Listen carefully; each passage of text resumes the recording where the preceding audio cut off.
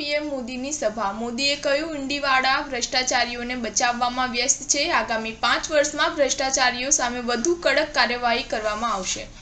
PM Modi બિહારના પૂર્ણિયામાં રંગભૂમિ મેદાનમાં જનસભામાં સંબોધન કરી રહ્યા છે। વડાપ્રધાને કહ્યું કે અમે એવી વ્યક્તિની પૂજા કરી રહ્યા છીએ જેના વિશે કોઈએ પૂછ્યું નથી।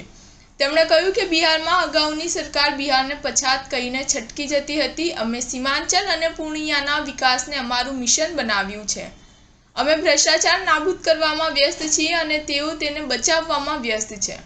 ભ્રષ્ટાચારીને બચાવવા દરેક એક થઈ રહ્યા છે। વડાપ્રધાને કહ્યું કે પહેલા દેશમાં જવાનો શહીદ થતા હતા। જે દેશ આપણને આંખો બતાવતો હતો તે આજે કટોરો લઈને ભટકી રહ્યો છે। વડાપ્રધાન નરેન્દ્ર મોદી 13 દિવસમાં ત્રીજી વખત બિહાર આવ્યા છે।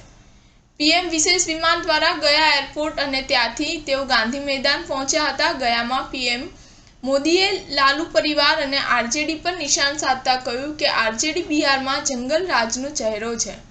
ઘાસચારાની ચોરીને ગરીબોને લૂંટવામાં આવ્યા છે તેના પર કોર્ટે મહોર મારી દીધી છે। આરજેડીએ બિહારને માત્ર 2 જ વસ્તુ આપી છે, જંગલ રાજ અને ભ્રષ્ટાચાર। આ લાલટેનના લોકો તમને આધુનિક યુગમાં જવા નહીં દે।